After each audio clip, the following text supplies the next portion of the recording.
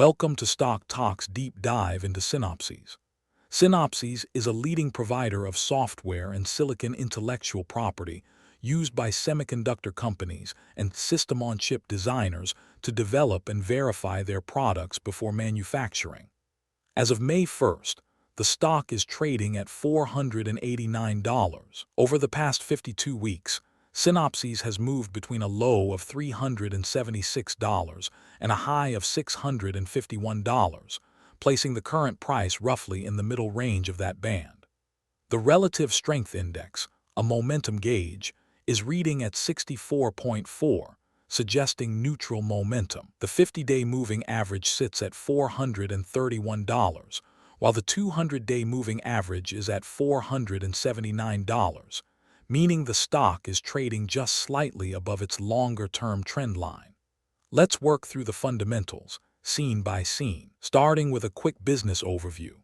Synopsys operates in the semiconductor design automation and intellectual property licensing space, a market with strong structural tailwinds driven by the complexity of modern chip design. The company's core revenue comes from design tools, verification software, and silicon IP licensing to customers across every major semiconductor company. The competitive moat rests on high switching costs, deep customer integration, and the company's decades-long lead in design automation. Our StokTok score for Synopsys is 49 out of 100, a caution signal. Here's how it breaks down. Valuation scores 3 out of 20, signaling stretch pricing. Financial health rates 11 out of 20. Profitability is 11 out of 20. Growth comes in at 16 out of 20, indicating healthy expansion. And smart money positioning scores 8 out of 20, suggesting institutional confidence is not overwhelmingly strong. Now, valuation. The question every investor has to answer: are you paying the right price? Synopsys is trading at a price-to-earnings ratio of 75.93 times trailing 12 months earnings. For context, that is a meaningful multiple, well above the semiconductor software sector average of roughly 30 to 40 times. The forward price-to-earnings ratio, which prices in the next 12 months of expected earnings, is 33.83 times. That's a step down from the trailing multiple, but still elevated relative to the broader technology sector. The PEG ratio, price-to-earnings growth, sits at 1.82, meaning you are paying $1.82 of premium for every 1% of annual growth. A reading below 1.5 is considered attractive, so 1.82 suggests valuation is running ahead of growth prospects. The enterprise value to EBITDA multiple is 35.43 times, another metric pointing to premium valuation. The price-to-sales ratio is 10.75 times, meaning the market is pricing in $10.75 of market value for every $1 of annual revenue. Our DCF valuation model, a discounted cash flow analysis that estimates the present value of future cash generation, suggests Synopsys is trading at a 38.24% premium to intrinsic value. That's a significant headwind to returns if the market reprices downward.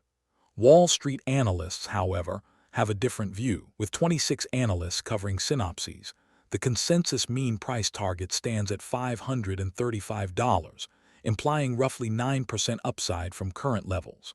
The high target reaches $650, while the low sits at $404, a wide dispersion that reflects genuine disagreement on fair value. Now let's examine the latest earnings results from the most recent quarter. Synopsys reported earnings per share of $3.67, beating consensus estimates of $3.40 by 8%.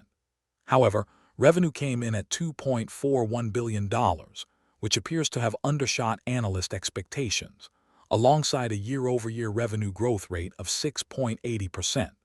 Operating income reached $320 million, while net income was $60 million. The operating margin compressed and profitability was relatively thin, suggesting that the earnings beat on the bottom line was driven more by share buybacks and financial engineering than underlying operational improvement. The market sentiment around Synopsys leans bullish. scoring 0.35 on a scale of -1 to +1. Competitors like Cadence Design Systems are receiving strong investor attention, and the broader semiconductor sector continues to experience momentum from elevated chip prices and sustained industry investment in fabrication capacity. However, that sentiment is tempered by competitive pressures and the reality that valuation is stretched. In our view, the market is pricing in significant growth acceleration that has not yet materialized in the reported numbers. We would want to see the company demonstrate consistent, double-digit revenue growth and margin expansion before calling this valuation attractive. Moving to financial strength, how solid is the foundation? The Piotroski F-score is a 9-point financial health checklist developed by accounting researcher Joseph Piotroski that flags deteriorating balance sheet quality. Synopsys scores a 4.0 out of 9, which is concerning. This suggests that several financial quality metrics are moving in the wrong direction. Profitability may be declining, asset quality may be eroding, or capital structure may be weakening relative to historical norms. The Altman Z score, a bankruptcy risk model named after Edward Altman, scores 3.96. A score above 2.99 is generally considered in the safe zone, so Synopsys is just barely above that threshold. This indicates the company is not in immediate financial distress, but it is not fortress-like either. Now let's look at the debt and liquidity picture.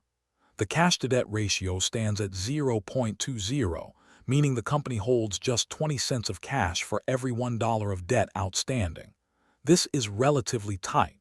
The debt-to-equity ratio is 0.36, which is moderate and manageable, indicating the company is not over-leveraged from an equity perspective. However, the interest coverage ratio, which measures how many times operating earnings can cover interest expenses, sits at 1.65 times. That is low.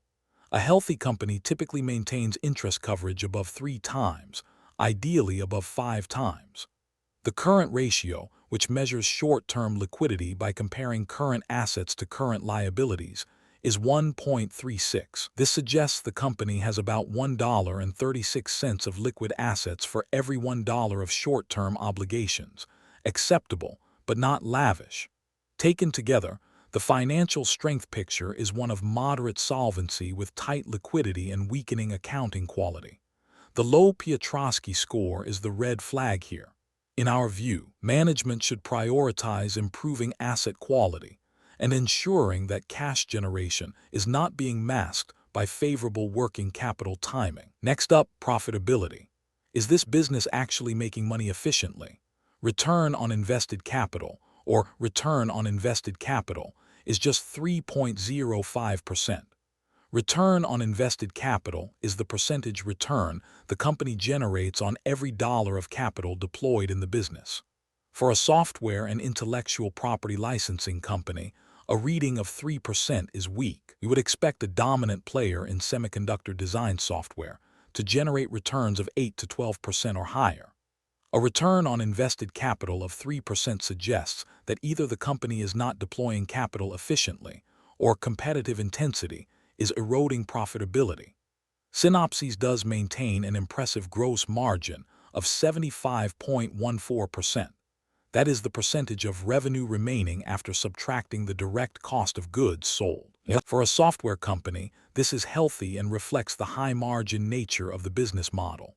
However, that margin advantage is being consumed by operating expenses. The operating margin, which includes research and development, sales and marketing, and general administrative costs, stands at 12.29%. This is respectable for the software sector, but not exceptional. The net profit margin, the percentage of each revenue dollar that flows to the bottom line, is 13.76%. That is acceptable, but it signals that a substantial portion of that 75% gross margin is being spent on overhead and engineering. The free cash flow margin, which is perhaps the most important profitability metric for investors because it measures actual cash generated and available for dividends or reinvestment, is 28.46%. This is solid and confirms that despite the modest net margins, the company does convert sales into cash efficiently. Looking at the most recent quarterly results, the operating margin compressed, and net income came in at just $60 million on $2.41 billion in revenue, yielding a quarterly net margin of roughly 2.5%. This is significantly below the trailing annual net margin of 13.76%, suggesting either seasonal weakness or operational headwinds in the recent quarter. Onto growth.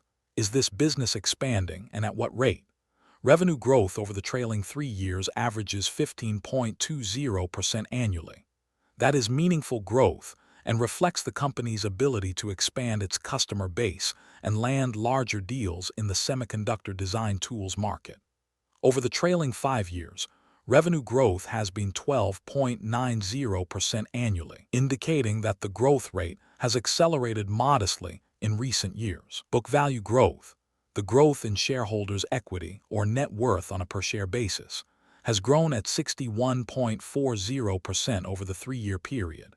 This is exceptional growth and suggests that the company is retaining earnings and building book value per share, though it also reflects the impact of share buybacks. Looking at the most recent quarter, Synopsys reported revenue growth of 6.80% year-over-year. This is a deceleration from the 3-year average of 15.20%, which raises a concern. Is growth slowing?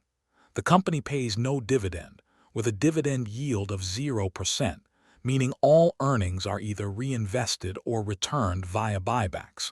For growth-focused investors, this is appropriate. However, the deceleration in recent quarterly revenue growth warrants scrutiny. The upcoming earnings report is scheduled for May 27, 2026, with consensus earnings estimates calling for $3.15 per share, with a range from $3.13 on the low end to $3.30 on the high end. This will be an important data point to watch.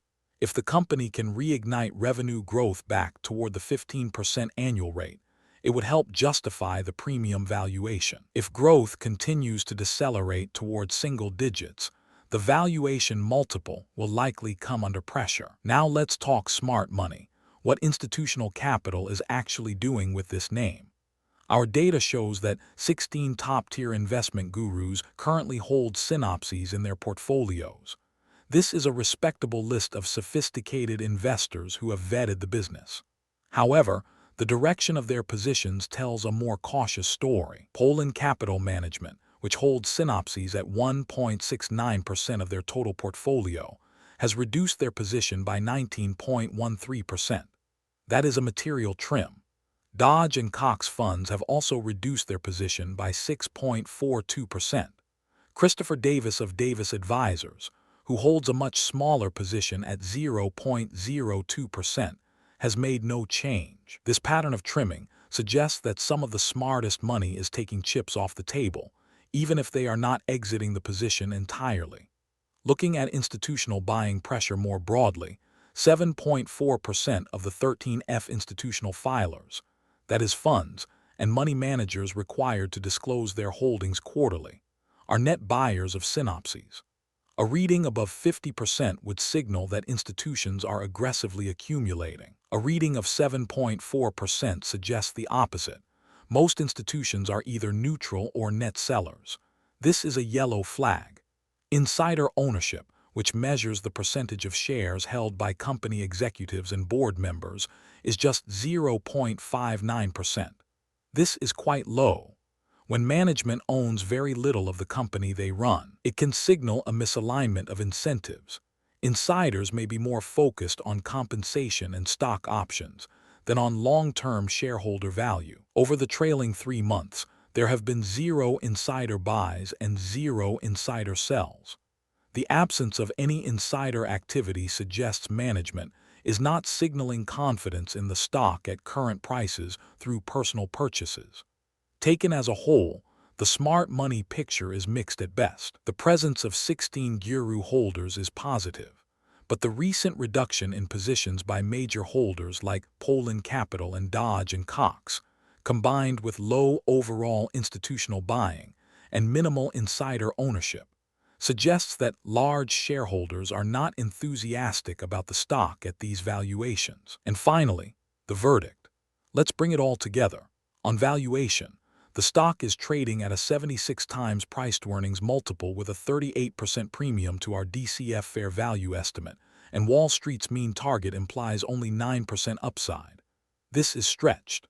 On financial strength, the Piotroski F-score of 4 out of 9 and low interest coverage of 1.65 times signal deteriorating quality and tight liquidity. The balance sheet is not a strength. On profitability, the company generates strong free cash flow at 28% of revenue, but return on invested capital of 3% is weak and declining, suggesting capital efficiency is eroding. On growth, revenue growth of 15% over 3 years is solid, but the most recent quarter showed deceleration to 6.8%, raising questions about sustainability. On smart money, major institutional holders like Poland Capital and Dodge & Cox are trimming positions. Only 7.4% of institutions are net buyers, and insiders own virtually nothing. The recent earnings beat on earnings per share was offset by a revenue miss and weak profitability in the quarter, confirming that the business is not firing on all cylinders. In our view, the setup looks cautious. The company operates in a favorable market, but it is trading as if that market leadership is more permanent and defensible than the fundamentals currently demonstrate. We would want to see the company reignite revenue growth back above double digits, improve return on invested capital toward 8% or higher, and demonstrate that it can expand operating margins while maintaining its customer base. At current valuations, the risk-reward is not compelling. Everything in this video is our interpretation of publicly available data, not financial advice. Please consult a licensed financial advisor before making any investment decisions. That's the deep dive on Synopsys. Like and subscribe so we can keep providing you with no-nonsense, data-driven analysis of stocks. We will keep updating our videos as soon as new data that affects the stock becomes available.